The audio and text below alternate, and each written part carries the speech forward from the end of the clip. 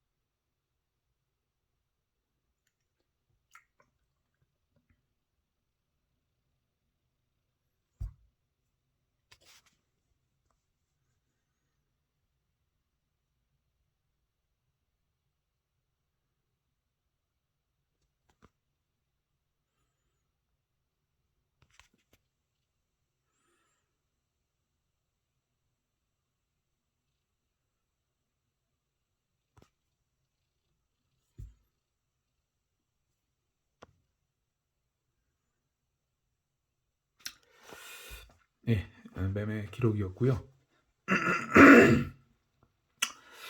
저에게 팔찌를 납품해 주셨던 분이 어떤 이유로 인생 역전을 하게 됐는지 그 말씀을 좀 드려보겠습니다. 이게 참 사람 일은 정말 모르는 게요.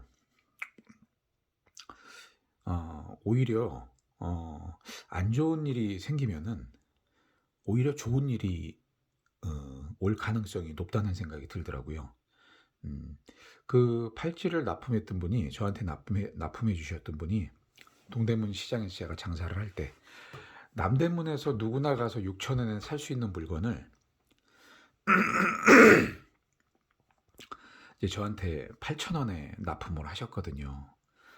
그러니까 문제 그게 가능했던 이유는 제가 남대문 시장에 가면 그 물건을 판다는 걸 몰랐기 때문에 제가 그 사실을 알게 될 때까지는 그 거래가 가능했던 거예요.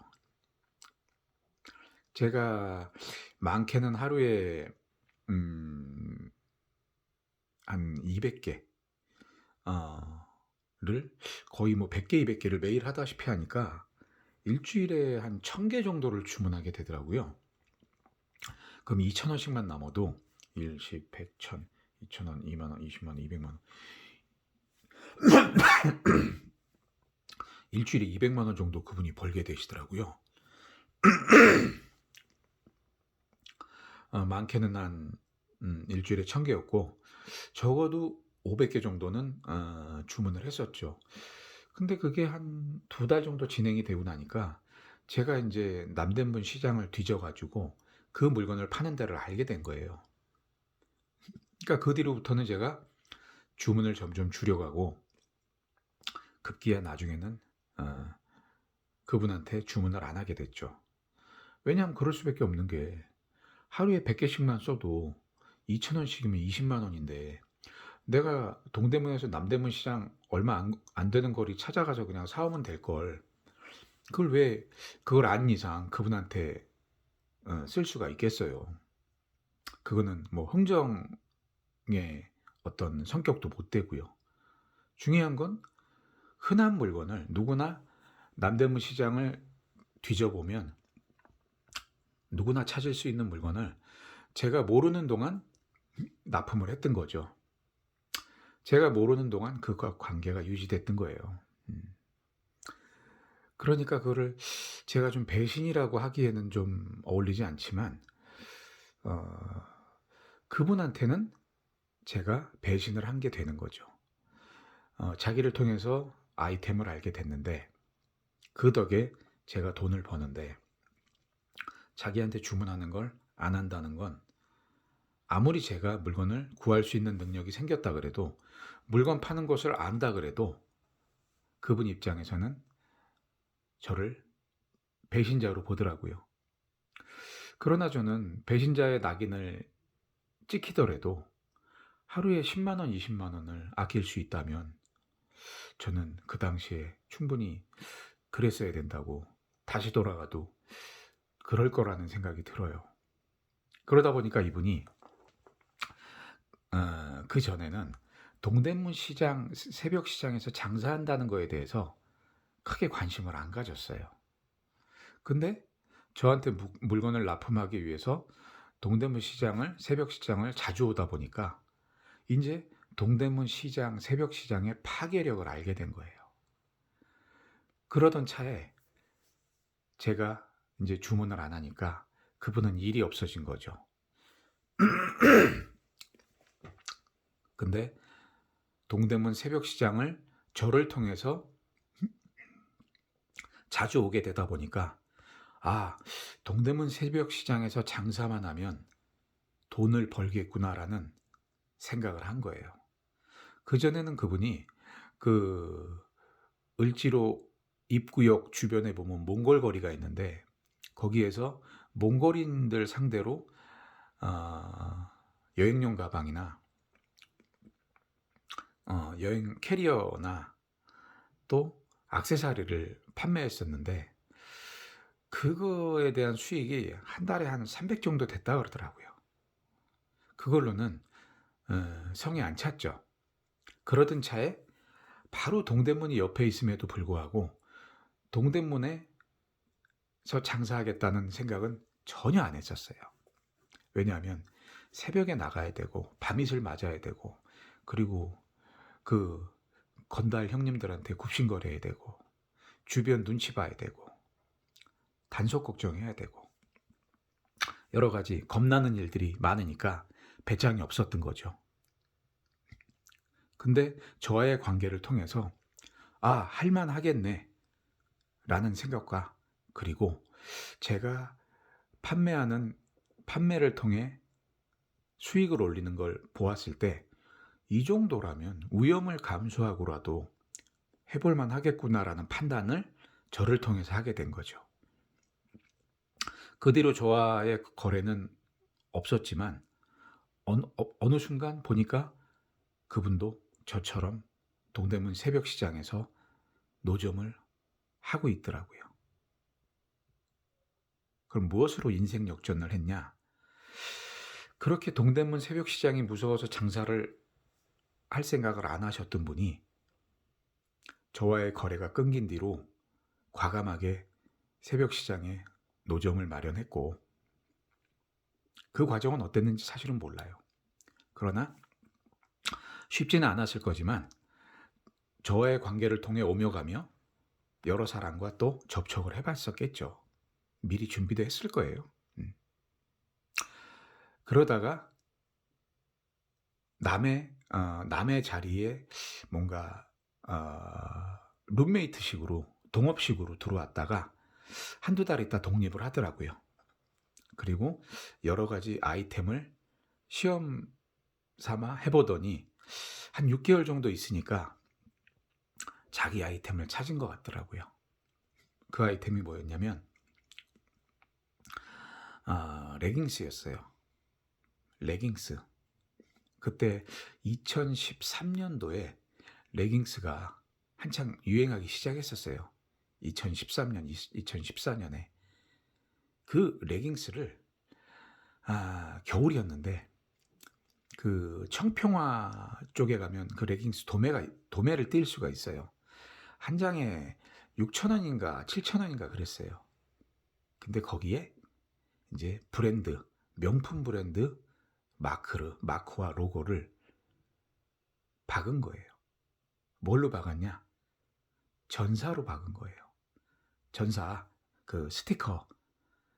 옛날에 그 손에다가 이렇게 뭐 테이프 딱 붙이고 띄면 그림이 나오잖아요. 그런 걸 이렇게 기계적으로 열 처리를 통해서 하는 전사 기계가 있어요. 그걸 통해서 그 아무것도 없는 그 무지 레깅스에다가 명품 로고와 마크를 전사로 찍으니까 6,000원에 띄어다가 전사비가 한 1,000원 들어요. 그럼 7,000원 원가. 그거를 그분도 한 25,000원, 30,000원에 내더라고요. 물량에 따라. 근데 나중에 얘기를 듣자 하니 그게 규모가 커져가지고 그분이 전국의 레깅스에 그 명품 로고하고 마크를 전사로 찍은 그 레깅스의 물량의 70%를 그분이 대더라. 전국에 뿌리고 있더라. 그래서 이거는 제가 확인은 안 된 거지만 들은 얘기로는 한 50억을 벌었다고 그러더라고요. 3년 만에. 하루에 한 달에 300 버는 거에 만족하셨던 분이 3년에 전국에 레깅스 전사 작업을 통해서 명품 로고와 마크를 전사로 찍어서 뿌려대더니 결국 50억을 벌었다더라. 그런 얘기를 들었습니다. 그러니까 이게 참 사람의 앞일이 알 수가 없는 게 누군가한테 배신을 당하고 누군가한테 사기를 당하면 그 과정에서 또 새로운 길이 열리고 새로운 방향이 제시되는 것 같다. 그런 생각을 해봤습니다. 저 같은 경우도 원래 동대문 시장에 새벽 시장에 들어갔을 때 저도 저를 이제 이끌어 주신 장사하게 해주신 분의 직원으로 들어갔었거든요. 그분한테 제가 300만 원도 빌려드렸고 전 재산이 500인데 300을 빌려드렸었어요. 근데 그 돈도 저한테 안 갚고 나중에는 제가 독립을 해서 장사를 할 때 또 잠깐 방해도 좀 하시더라고요. 네. 근데 그분이 저한테 잘해주셨다면 아마 제가 한 달에 한 3, 400은 꾸준히 벌었을 거예요. 그리고 그분한테 항상 감사하게 생각하면서 살았겠죠. 많이 벌 때는 500도 벌었을 거예요. 적게 벌 때는 300을 벌고. 그래서 평균 400을 벌면서 동대문 시장에 들어오게 해주셔서 고맙고 이렇게 4,500을 다달이 벌게 해주셔서 고맙습니다. 저한테 이렇게 잘해주셔서 너무 고맙습니다. 라면서 살았을 텐데 그분이 저의 돈을 안 갖고 오히려 저의 독립을 막으시는 저한테 시련을 주는 바람에 어떻게든 제가 거기서 살아남고 자리 잡고 버티면서 이겨냈더니 한 달에 4,500이 아니고 한 달에 1, 2천원은 벌게 되는 그런 상황들이 있었죠. 그러다 보니 4,500을 벌어서는 해결 못할 일들을 1, 2천을 벌어가니까 제 문제들이 빨리빨리 해결이 되더라고요. 그리고 종잣돈도 생기고 남의 밑에서 는 한계가 있을 만한 일들을 제가 직접 독립해서 동대문 새벽시장에서 장사를 하다 보니 큰 돈도 벌게 되고 더 큰 일도 하게 되고 몇 년 만에 공도 하나 더 붙여지고 물론 공을 하나 더 붙이게 된 거는 동대문 새벽시장에서는 아니었어요. 하지만 이게 처음에 그 종잣돈 만들기가 되게 힘들어요. 근데 그거를 동대문 새벽시장에서 날개를 펼 수 있는 종잣돈이 만들어지고 나니까 그 뒤부터 공 하나 만드는 데는, 공 하나를 더 붙이는 데는 시간이 한 2년밖에 안 걸리더라고요. 2, 3년? 2, 3년. 평생 그 종잣돈을, 진짜 그 현금을, 순자산을 만져본 적이 없었는데 동대문 새벽시장에 41살에 들어가서 44살까지 장사하다 보니 평생 가져보지 못했던 종잣돈을 만지고 나니까 그 뒤는 다른 일을 통해서 네이버 밴드에서 공을 하나 더 붙였어요. 그렇게 뭔가 남들이 잘해줘서 뭐가 잘 되기보다 남들이 오히려 배신하고 사기치고 핍박을 하면서 그걸 이겨냈더니 오히려 더 잘 되더라. 세상은 참 아이러니하더라. 그래서 그런 생각이 들어요. 지금도 누가 저한테 너무 잘해주면 재미가 없어요.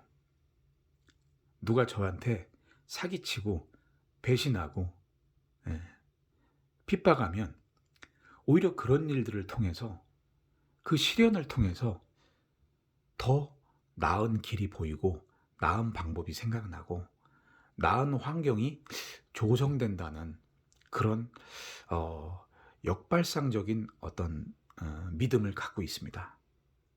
근데 아이러니하게도 그런 일들이 현실에서 벌어져요. 이게 내가 열심히 산다고, 노력만 했다고 원하는 걸 얻는 게 아니고 오히려 사기를 당하고 배신을 당하고 부당한 대우를 받을 때 그 뒤에 오히려 숨어있는 기회들이 있고 찬스들이 있더라고요. 그걸 물론 살리기 위해서는 노력해야 되겠죠. 견뎌야 되겠죠. 그것만 해내면 오히려 시련 뒤에 더 큰 기회가 있다.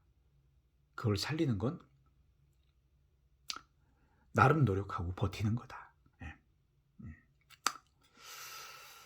저는 그랬었습니다. 아마 이 얘기를 듣고 지금 나름 성공하신 분들이 속으로 그러실 거예요. 그래, 나도 그랬어. 나도 그랬었어. 누가 잘해준다고, 안정적이라고, 편안하다고, 그게 정말 내가 원하는 걸 주지는 않는다는 걸 아마 아실 겁니다. 이루신 분들은 제가 뭔 말하는지 아실 거예요. 세상은 1 더하기 1이 2가 아니고 1 더하기 1이 5도 되고 10도 되고 5 더하기 5가 10일 줄 알았는데 5 더하기 5가 오히려 마이너스 5가 되기도 하는 아이러니한 세상이다. 그런 생각을 해봅니다. 2024년 1월 12일 미국 주식 매매 결과 기록을 마치겠습니다. 감사합니다. 오늘의 얘기는 그냥 제 개인적인 사견입니다. 인생에 정답 없고 세상에 정답 없다고 생각합니다. 감사합니다.